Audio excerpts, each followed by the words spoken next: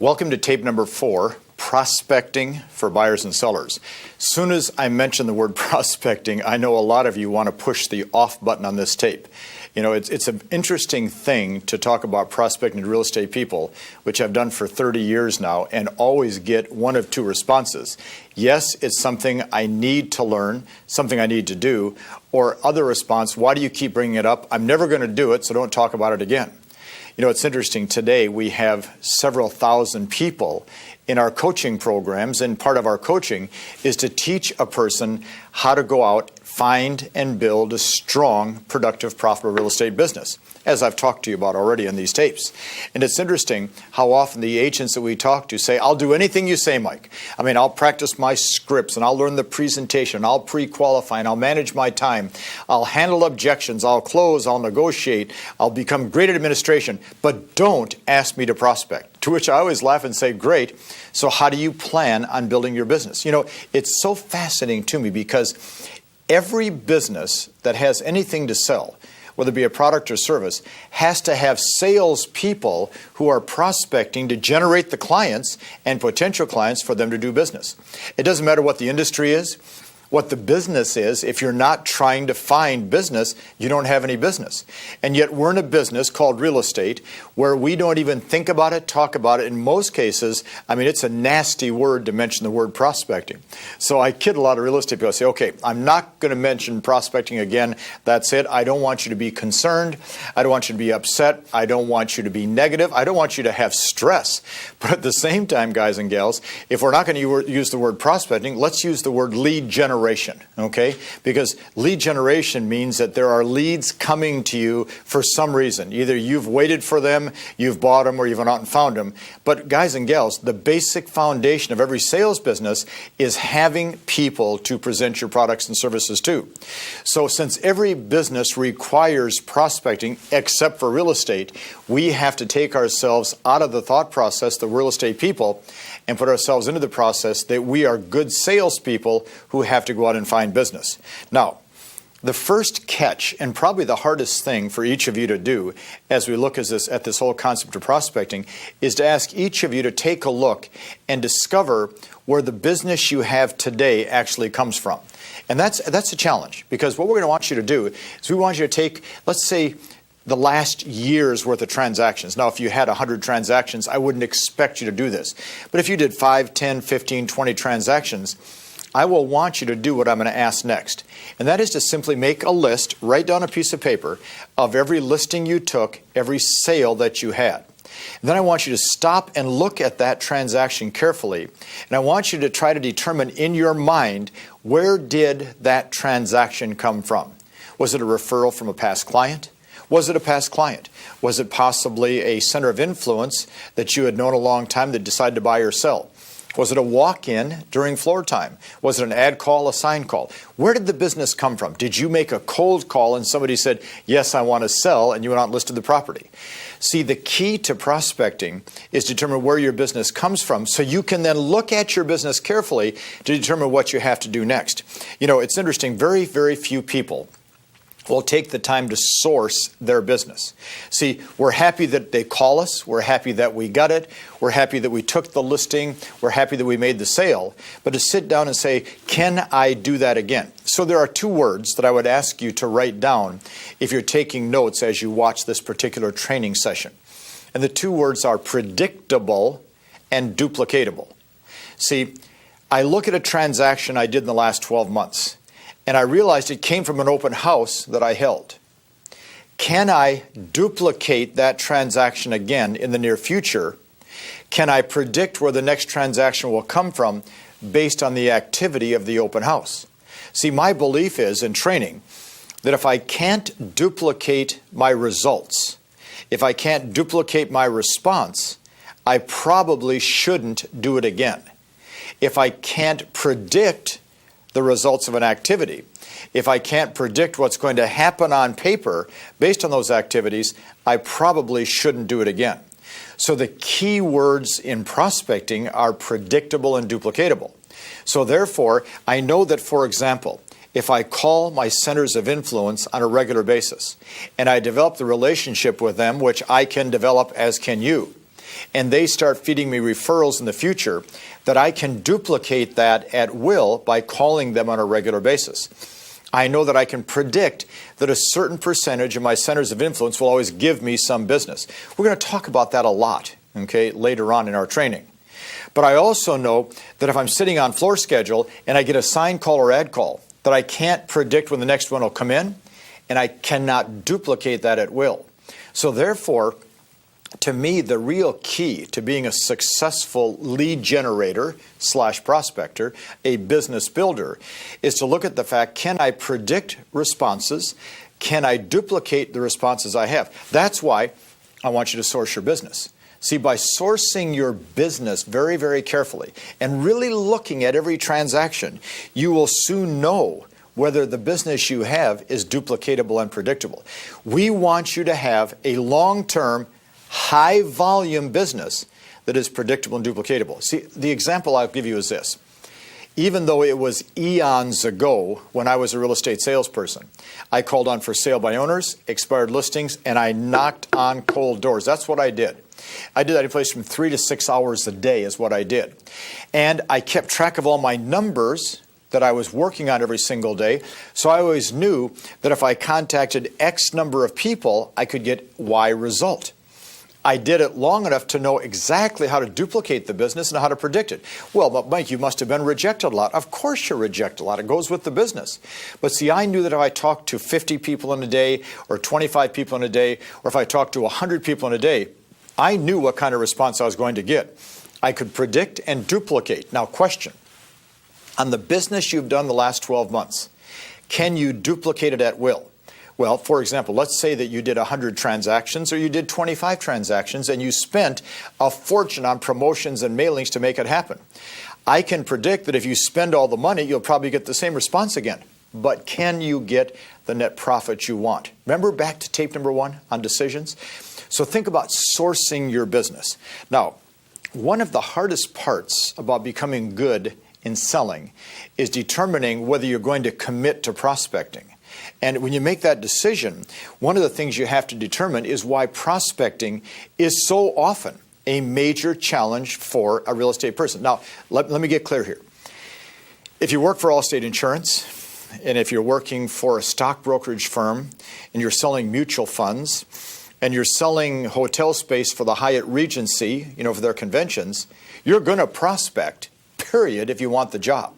And if you don't prospect, I guarantee you, you won't have the job long. You're going to prospect 4 to 6, 7, 8 hours a day in a real sales job. In real estate, if I say to you prospect 4 or 6 hours a day, honest to goodness, you'll take this tape off, throw it in the trash can. You'll never, ever, ever see Mike Ferry again because that guy's a lunatic. Well, the truth is, every other business where there's salespeople, that is part of the job, period. So we have to determine why prospecting is so difficult for us, because my belief is once you and I determine why the process of prospecting is so hard, we then are smart enough, you and I, to overcome that and do something about it so it's not hard. See, it's seeing the end result, which is the listings and sales and income for myself and my family, is more important than this challenge that I'm facing to become a great prospector. So let's look at some of the reasons why prospecting is so difficult for so many people in real estate today. I wrote down number 1. The number 1 challenge is we simply have not been taught how to prospect. Now watch. Don't get mad. It's not being taught in this industry. And what's being taught is hold open house, take floor time, do mailings, do promotion, get a billboard, get a bus bench, etc. That's what's being taught. But that is not prospecting. Remember, that's waiting for business to find you. So the first problem that we have to deal with is a lot of us have never been taught how to prospect. Watch. We're going to go through in a few minutes a long series of things you can do to develop business. They're the how-to prospect stuff. You're going to learn through the trigger cards you have with this program all the scripts required to make prospecting a lot easier for you. You're going to know how to prospect, provided you want to learn how to prospect. Second thing I wrote down as to why we don't prospect. We don't know what to say. We don't know what to say. My greatest strength in helping you, besides challenging you to think and to work, is to give you the scripts required.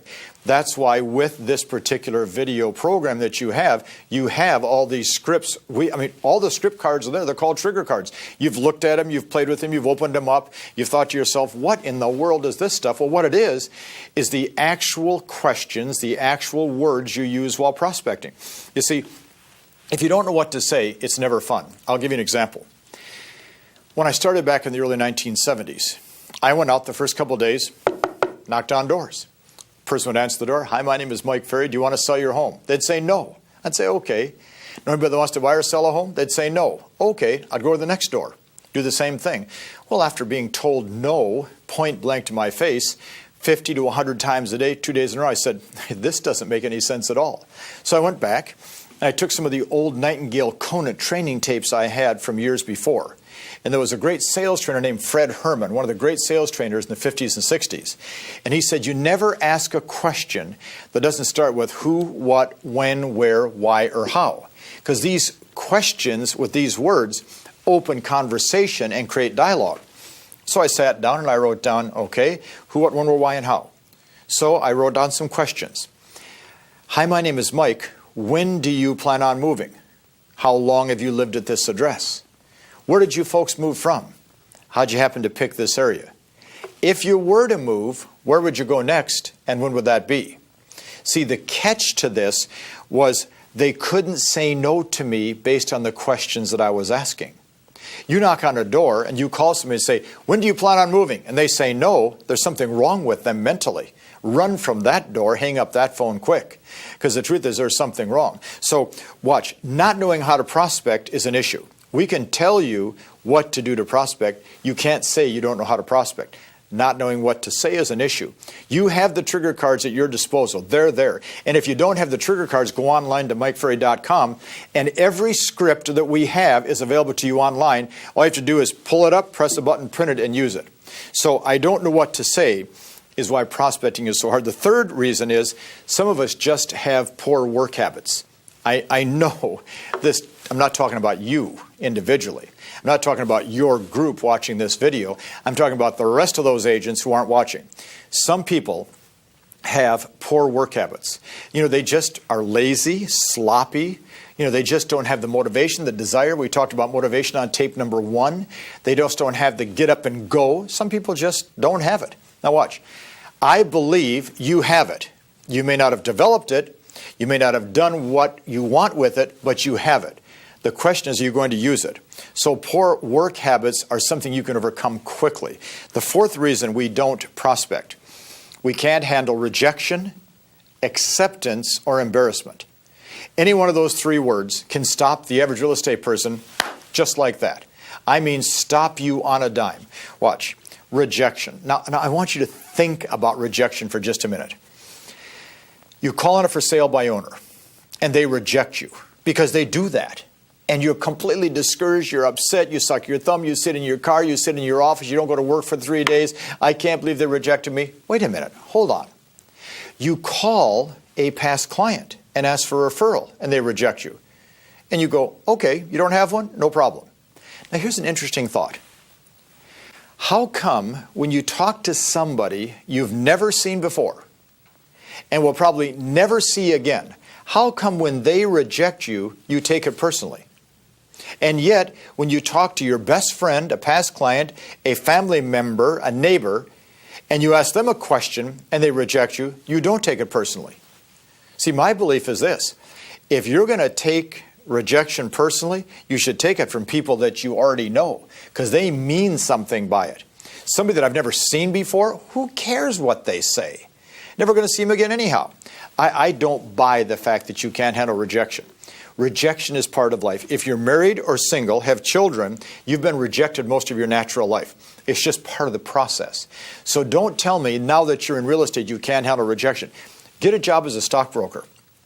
Get a job selling insurance. Get a job selling cars. Then you'll see what rejection is all about. Wipe that one off the board. But look at the second word, the word acceptance. Why don't we prospect? Because some people can't handle the fact that maybe all the prospects might say yes. I mean, you go out, knock on a door. Hi, do you want to sell your home? No. Okay, go to the next door. Hi, do you want to sell your home? They say no. Okay, go to the third door. How do you want to sell your home? They say yes. You go, you're kidding. You just walk to the fourth door. See, most of us can't accept the fact that if we really do all the things that are involved in this series on high volume selling, most of us can't accept the fact that we could be a high volume salesperson. See, a big part of the problem is right here. It's not out there. It's not the public. It's not me. It's not your broker manager. It's not your office location, not the economy, not the interest rates. It's what's going on inside your head. We can't accept the fact that we can become successful in life. And we can't accept the fact that if we prospect, it will work in our favor. The third word, of course, is the word embarrassment. Okay, the word embarrassment. I don't prospect, Mike, because it's embarrassing. Go, what's embarrassing? Well, things happen. Wait a minute.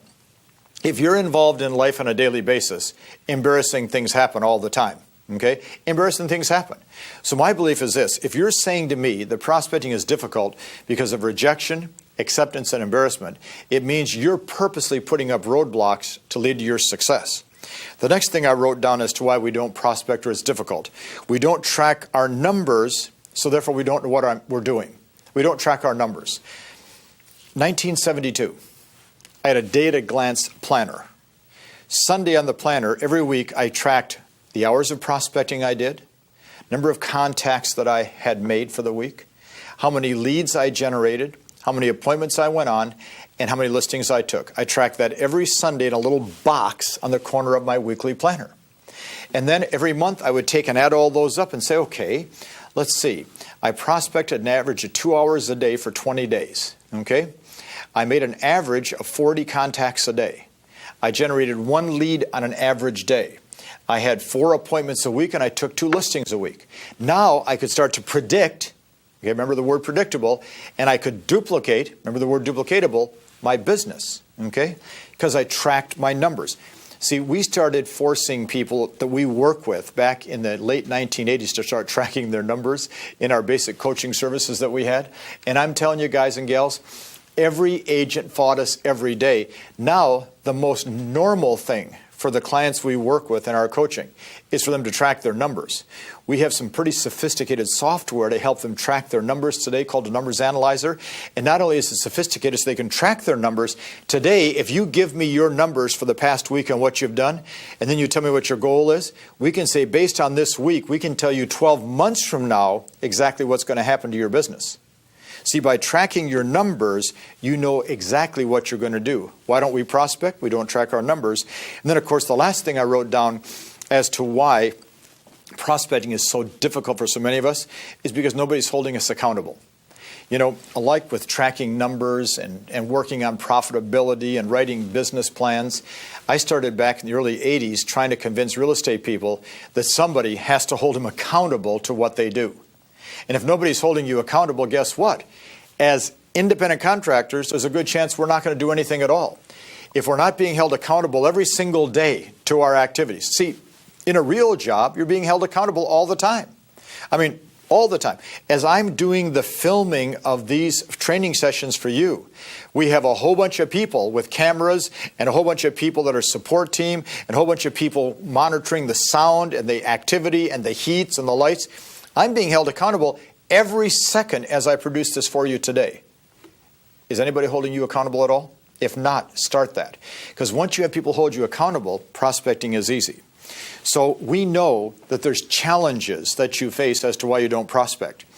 We also know that once you make the decision to get those challenges out of the way and move on with your life, prospecting becomes a very important part of your business and the reason why your business will grow. So what I want to do now is I want to go through with you a rather lengthy list of prospecting techniques that you can use to build a business. And then let's identify which ones you're using, and let's identify which ones you could use to get the highest response. Rather a lengthy list.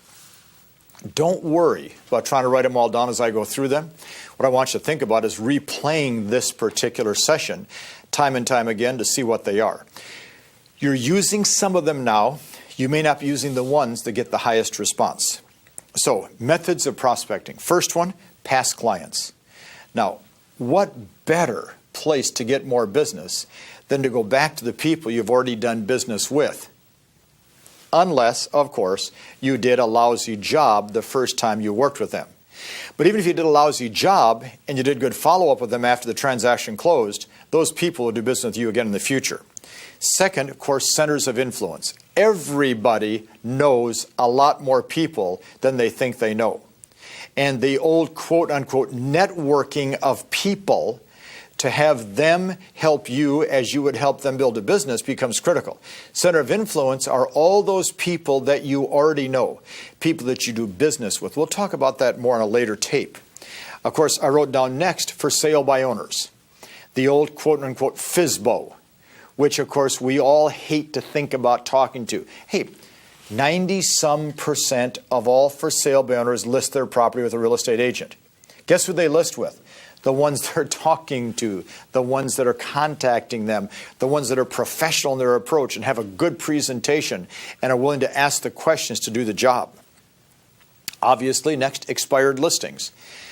When a market is going this way, which we had for many, many years, the number of expireds is low. As the market goes this way or this way, number of expireds is very, very high. So therefore, we have to always be prepared to contact expireds. They've already said they want to sell. They've already been on the market. Now we have to go back and show them we can do the job. Okay? Just listed and just sold phone calls. Every time a person takes a listing, and you're going to have a lot of them if you work with us, or makes a sale, you have a lot of those when you work with us also, other people in that neighborhood are triggered to do the same thing. When a sign goes up, believe me when I tell you, people see it, and the natural curiosity and emotion of moving starts to trigger inside these people. And the people that are calling around their listings and calling around their sales and promoting what they did and what they have available are the ones that get those leads for people because of that. I also wrote down just listed and just sold cold doors. See, I would go out and knock on the door around a listing. Hi, my name is Mike Ferry. You may have noticed my sign. I just listed the property around the corner. It's a 4-bedroom, 2-bath for $165,500. And I was wondering, who do you know that might want to buy that property? Well, we don't know anybody. Great. When do you plan on moving? See, right back to that same script again. I wrote down agent-to-agent referrals. If we ever have the good fortune of working together any place beyond this medium, which we're using here today, if you ever get involved in our coaching services, and we'd invite you to take a look at our one-on-one coaching at some point in your career, we know that 25% of all the people that are in our one-on-one coaching pay for their entire coaching for the year through the referrals they have through the other one-on-one clients that we have. See, agent-to-agent referrals. People come to our superstar retreats, they meet agents, they share referrals. Go to our action workshops, meet agents, share referrals. Go to productivity schools, meet agents. Are you taking advantage of the fact that there are agents who would like to give you referrals? If you're not, guess what? You're missing a lot of business. Okay? I wrote down next, sign calls or ad calls. Now, obviously sign calls. You list a property, sign goes up. In most cases, your name rider goes on it. People are going to call you and talk to you about that particular property. That's great. Hopefully, you're not getting a lot of ad calls. But ad calls are a method of prospecting. It requires you're spending time in your office, okay, taking floor time, etc. Next method is cold calls by phone or cold doors. Now, the MO on Mike Ferry for the last 30 years, if you go to Mike Ferry events, he's going to make you get on the phone and cold call for hours on end. Well, the truth is, look how far down the list it is, first of all. Okay? It's never been a top priority for us. It's never been something that I've ever advocated or told people to do. But because we tell people to prospect, and when you tell people to prospect in real estate, they think that prospecting is making cold calls. They automatically put the name prospecting, cold calls, Mike Ferry together. Now watch. I see agents all the time get on and just dial 100 dials a day. I've never recommended. I don't think it's real bright, not a good use of time. If you're going to do something on a cold basis, go knock on cold doors. At least you're outside. You're meeting people face to face. You'll get a warmer response. So cold calls by phone or cold doors are methods of prospecting. Okay? I also wrote down current client referrals. See, my belief is the best referral you can get is when you have a property listed for sale and they're seeing the great service you offer. The best referral you can get is when you have a home under pending or under escrow, whatever you choose to call that term, between the time you sold and the time it closes, okay? And you're giving them good service and they can witness it and give you referrals in return. Next on the list, The 800 call capture system. Now, we, of course, recommend strongly Steve Cortez at Arch Communications. Steve attends all of our events. His company represents us well at all of our events, and they do a great job for our clients. The 800 system is something you need to look into if you're going to list property. It's a great method of prospecting. Affiliate referrals.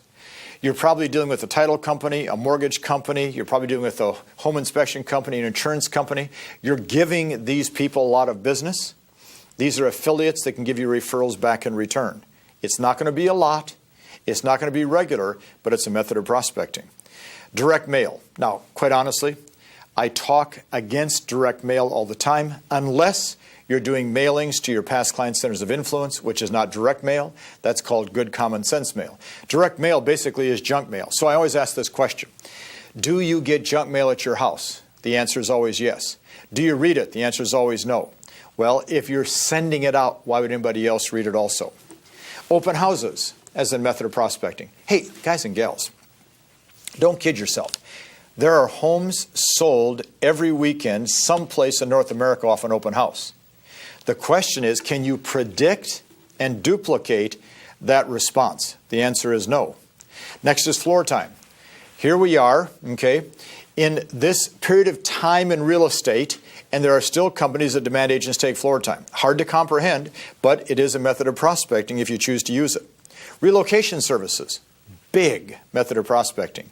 The challenge that we hear from top producing agents regarding relocation service is always the same, and that is there's too high a percentage split given to the relocation company for the lead. Something to think about. Farming, geographic farming, taking a little neighborhood, a little territory, 200, 500,000 homes, knocking on those doors every month, calling them every month, giving them postcards, giving them flower seeds, giving them pumpkins, becoming the neighborhood expert. It's a method of prospecting. The problem is, guys and gals, it's too limiting as to what you can accomplish because you have too few people in that geographic farm. Obviously, today, internet referrals and websites. I mean, this is a big thing today. And I hear agents talk about the fact that 80% of my business comes off the internet. And I go, well, how many deals did you do last year? I did 5. Well, I mean, that's hardly a business worth duplicating. It's hardly a business you'd want to buy. There's no doubt about it that the internet is probably the primary force where people go to look at property before they talk to an agent. Keywords before they talk to an agent. And how often on your internet referrals do they ever buy the property they called on? The internet is nothing more than a classified ad on a worldwide basis. Small real estate investors as a method of prospecting. I'll bet if you take your center of influence and you look at it carefully, I'll bet every one of you can find 1 or 2 people that would love to invest maybe once or twice a year in a duplex or a fourplex or a small shopping center or a single family residence as a rental property to build their investment portfolio. You have small investors at your fingertips. It's a great method of prospecting. Small builders throughout North America, tens of thousands of small builders that are building 2, 3, 4, 5, 6 homes a year. And they need a good agent like you to represent them. Watch for building activity. Think about contacting those builders. It's a great method of prospecting. Tenants in occupied listings as a method of prospecting. If you want to work buyers, okay, tenants in occupied listings are a method of working buyers, no question about it. Personal promotion. Big method of prospecting. I mean, we see people do it all the time. I mean, bus benches and billboards, and now they're putting their picture and name inside phone booths, for goodness sakes. I mean, I don't know what they're thinking about, but guess what? That's the name of the game. And then last, I wrote down others. I wrote down things like attorneys, financial planners, accountants, notices of default, REO bank business, networking associations, investor-type buyer seminars, new home buyer seminars, etc. I mean, there's all sorts of things you can do. So what I'd like you to do is simply take the time to say, okay, let me go back through this particular training session. Let me write down all these methods of prospecting, and let me see which, if any of them, I can use, I am using, or I should use. Now, what are we going to recommend to you? Watch. Past clients, centers of influence, for sale by owners, expired listings, just listed, just sold, agent-to-agent referrals, 800 call capture systems, affiliate referrals. Okay, there's certain things you can use to generate business. Let's create a priority list of things you can do to generate business for yourself now. Methods of prospecting. Now, here's the challenge, and we said it earlier. Whichever method you try to use, you're going to have to talk to somebody. I mean, you're going to have conversation, which means you have to say something, hopefully relatively intelligent, to those people. So in the trigger cards and or on the website that we have available to you, we have all these scripts available. So I made a note here. I wrote down the faster that each of us memorize and internalize our prospecting scripts through practice and role play, the better chance we'll have of staying on the schedule we've set and doing our prospecting. Now, I want you to think about that particular sentence. The faster I memorize and internalize the prospecting scripts through practice and role play. Well, Mike, now what do you mean by practice and role play? Well, you take the trigger card and you take the script, and every day you spend 20, 30 minutes reading it out loud, practicing that script so you get used to it and you become part of it. And after 2 or 3, 4 or 5, 10 days, you actually internalize that script and that script becomes part of you. The better chance you'll have of staying on your schedule and doing your prospecting. So then here's the big question. How much prospecting do you have to do? The easiest way to determine, and let me go to the whiteboard to show you this, how much prospecting you have to do is to take a simple formula and then look at the formula and see the prospecting required. Because see, the challenge is this. You know you have to prospect. You know something on this list applies to you. You know if you want to actually generate business and leads, you're going to have to do something about it. So here's what I ask agents to do. I ask you to write down the letter A and then write down the goal you have for transactions for the next 12 months. What is your goal? Let's say, for example, that your goal is to complete 50 transactions in the next 12 months. Then I would say, okay, B, how much of that business would come from what I call R&R, repeat and referral? Because a certain portion of your business comes from past clients, centers of influence, repeat and referral. So let's say that this agent who wants to do 50 says, well, Mike, I think probably 20 of those I'm going to get from repeat and referral. I say, okay, C, okay? The question then becomes, how much do you have to create? And the answer would be, say, well, take 20 from 50, leaves a total of 30. So technically, this person has to create 30 transactions on their own, okay, over and above the 20 they're going to get to achieve the goal they've set. So the formula that I put together years ago for real estate people is this. To achieve the goal you've set, okay, in prospecting, and to know how much prospecting you have to do, you're going to have to go out and make 30 new contacts per day, 5 days a week for the next 12 months. That's the amount of prospecting you're going to have to do. 30 new contacts per day, 5 days a week for the next 12 months to guarantee you that you'll achieve your goal of 50 transactions. Well, now, wait a minute, Mike. What's involved in making 30 contacts a day? Well, we figure the average agent that we work with is going to make between 10 and 12 contacts per hour. Now, if you're willing to learn the scripts, you can take that from 12 to 15 contacts per hour. So if you're making 12 contacts per hour and you have to make 30 contacts, you're going to spend 2.5 hours per day prospecting. If you're making 15 contacts per hour, you're going to spend 2 hours a day prospecting. Well, if you're going to work 8 hours, 10 hours today, if you're going to really go after this business the way you want to go after it, then you have to commit to that much prospecting to make it work. Now you select the types of prospecting, you know how many contacts you have to make, and away you go. So what I want you to think about is this. Scheduling, which we've already discussed with you, and prospecting, which is part of for the whole schedule that you've set, become the critical factors in making your business work. So I tell people all the time, I want you to start your prospecting at exactly the same time every day. Now, question, Mike, what's the best time to prospect? I go, well, when do you like to do it? Well, I like doing it, once I get settled in the office and once I feel comfortable and everything else is cleaned up. So what time is that? Well, it's usually mid-afternoon. Well, my belief is there's a certain portion of people that are always going to be home, okay? No matter what time you knock on the door or call them. And those people are more likely to be home between 8 o'clock in the morning and noon than any other time of the day. So therefore, I tell people all the time, prospect between 8 o'clock and noon. Your energy's at its highest, okay? You're more alert. You're not as tired. You're not as worn out. You're fresher. Your whole demeanor is at a higher level, and more people are home. So we recommend that you start your prospecting at the same time every day, whether it be 8 o'clock, 8:30, 9 o'clock, 9:30, and you finish at the same time each day. Now, the challenge that everybody faces when they start prospecting and doing that work there, the challenge is always the same, and that is making that first call. You know, picking up the phone, if you're going to do it by phone, or stopping your car, knocking on that door. So I tell people all the time, I said, okay, to make the process easier, why not do this? Why not always call a past client or center of influence first? Because they're going to be somewhat warmer, friendlier, fuzzier, more conversation. They're going to get you into the routine of talking.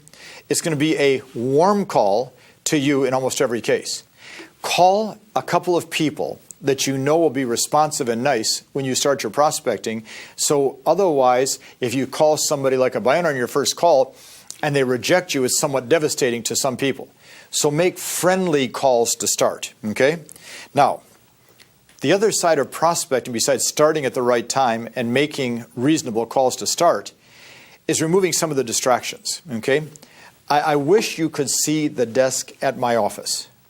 90% of the time, there's nothing more than a pen, okay, and the paper I'm working on at the time on that desk. If you look at the desk we have right here, okay, phone, a place for some pens, a place for some papers to be stored, and obviously a little pad to write on. See, the less distractions you have, I'll give you an example. One of our very first clients back in the mid-90s in our one-on-one coaching was a young man from Colorado. Great young guy. And I got to coach him personally. And it was so funny because I couldn't get the guy to do his prospecting. He couldn't start on time. He couldn't eliminate the distractions. He couldn't make the number of contacts he was supposed to make each day. I mean, he had all these challenges going on. So after about 5 or 6 calls, I said to him one day, okay, describe what's going on in your office. He worked out of his home. As we're on this call, as he described it, I went, well, no wonder this guy cannot succeed. Watch this. He said, well, I have 2 computers on my desk and they're always on. I said, when you're prospecting? Well, that's right, because, you know, there's weather reports and news flashes and there's interest rate reports. I went, wait a minute. You're watching that while you're well, I got to keep abreast of things. Then he always had 2 or 3 rate sheets from mortgage companies on his desk. In case he found a seller or found a buyer, he wanted to be able to quote the right rates. Now, watch this. On top of that, he kept his listing and his pending files on his desk. And he said, well, so often as I'm prospecting, I'll see a file and I'll start working on it while you're prospecting. And then watch this, the best of all. He had 2 children. I think one was 2 and one was 4. And every morning his wife would put them in a crib in front of his desk while she did the housework. And he watched the kids. Now watch. No wonder the guy couldn't prospect. He had enough distractions for 50 people to never succeed. So I said, well, okay, now you want to learn how to prospect? He goes, right. Turn off the computers. Get rid of the files.